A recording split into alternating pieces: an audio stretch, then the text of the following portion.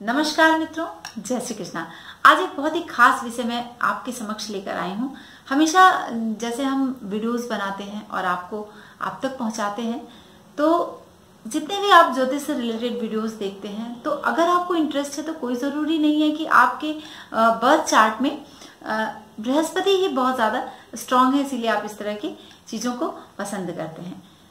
कई बार ऐसा होता है कि बृहस्पति हमें वो पावर नहीं देता है, लेकिन हमारी बर्थ चार्ट में शुक्र बहुत ही स्ट्रांग होता है और तब भी हम इसी अध्यात्म से जुड़ते हैं और इन सब तरह की चीजों को पसंद करते हैं और उसमें रमते चले जाते हैं। जैसे हम वीडियोस को स्किप करते हैं, फिर देखते हैं, स्किप करते हैं, फिर देखते हैं, और कई बार एक अध्यात्म से जुड़े हुए वीडियोस को पसंद करते हैं, उससे जुड़े हुए भजन को पसंद करते हैं, उनसे जुड़े हुए गानों को पसंद करते हैं, ठीक है, तो उनसे जुड़े हुए मूवीज को पसंद करते हैं, धर्म से अध्यात्म से जुड़े हुए, तो कहीं ना कहीं हमारा शुक्र हमारे बर्थ चार्ट में बहुत ही स्ट्रांग पोजीशन में होता है। तो आप ये चीज जान लें कि केवल गुरुदेव बृहस्पति ही हमें अध्यात्म की तरफ नहीं जोड़ते हैं। गुरुदेव शुक्राचार्य जो दैत्यों के गुरु हैं, वो भी हमें अध्यात्म की तरफ ले जाते हैं। मित्रों, भागवत पुराण में भृगु ऋषि के कवि नाम के जो पुत्र थे, वो बहुत कालांतर में आगे चलकर वह शुक्राचार्य के नाम से प्रसिद्ध हुए और शुक्र को सुख का कारक ग्रह माना गया है।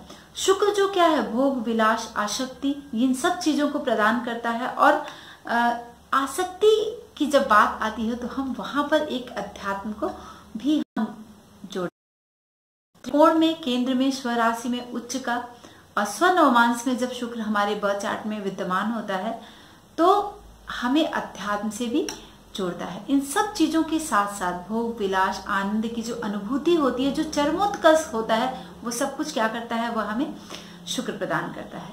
तो अध्यात्म में भी जो चरमोत्कर्ष की जो अनुभूति हमें मिलती है, वो क्या है, वह हमें गुरुदेव बृहस्पति के साथ साथ हमें शुक्राचार्य भी प्रदान करते हैं। जब हम संगीत की धुन पे और वो रस और वो अनुभूति अपने अंदर महसूस करते हैं, वो सब क्या है, वो सब शुक्र हमें देता है।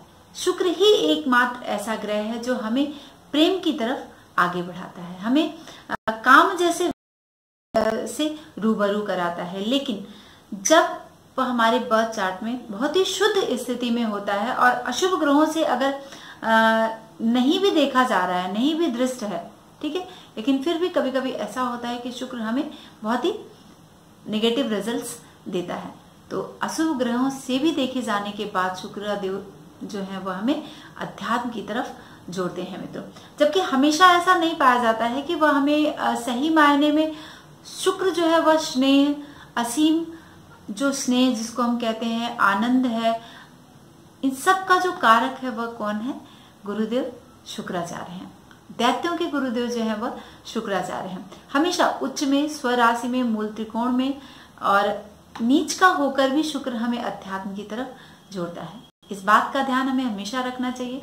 इसीलिए जो आप वीडियोस पसंद करते हैं एस्ट्रोलॉजी से जुड़े हुए, और आप देखते हैं और फिर कमेंट करते हैं और एक एक बातों को, एक एक ग्रह को समझने की कोशिश करते हैं, चाहे वह ट्रांजिट से का हो, चाहे वह लग्न से देखना हो, चाहे फिर एस्ट्रोलॉजिकल पॉइंट ऑफ व्यू से आप बहुत सारी चीजों को देखते हैं। वो सब कुछ का कारक जो है वह शुक्र है, क्योंकि आप मीडिया से रिलेटेड हैं, ठीक है। आप मीडिया पे किसी भी चीज को देख रहे हैं, यूट्यूब पे देख रहे हैं, तो वहां पर क्या आपका शुक्र बहुत ही इफेक्टिव होता है और शुक्र आपको अध्यात्म की तरफ ले जाता है और अध्यात्म से जुड़े हुए विषयों से वह आपको जोड़ता है। तो हमेशा इस बात का ध्यान रखें, आपके मन में, आपके कर्म से, आपके वचन से, आपके स्मरण में जब आनंद की अनुभूति होती है ना, और जब उसका अनुभव आप महसूस करते हैं, तो शुक्र वहां पर बहुत ही अहम भूमिका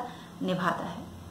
धर्म की राह पर ले चलने वाला जो ग्रह है वह है गुरुदेव बृहस्पति। लेकिन उसमें जो रस पैदा करते हैं, उसमें जो गूढ़ता आती है, उसमें जो प्यार झलकता है कि हम धर्म के रास्ते पर चलते हुए और रम से जाते हैं, उस रस में डूब से जाते हैं, तो वहां पर हमें शुक्र बहुत ही इफेक्ट करता है और शुक्र की ही वजह से हम अध्यात्म, सुंदर अध्यात्म की तरफ आगे बढ़ते हैं। मित्रों, तो मेरा आज यही एक छोटा सा विषय था।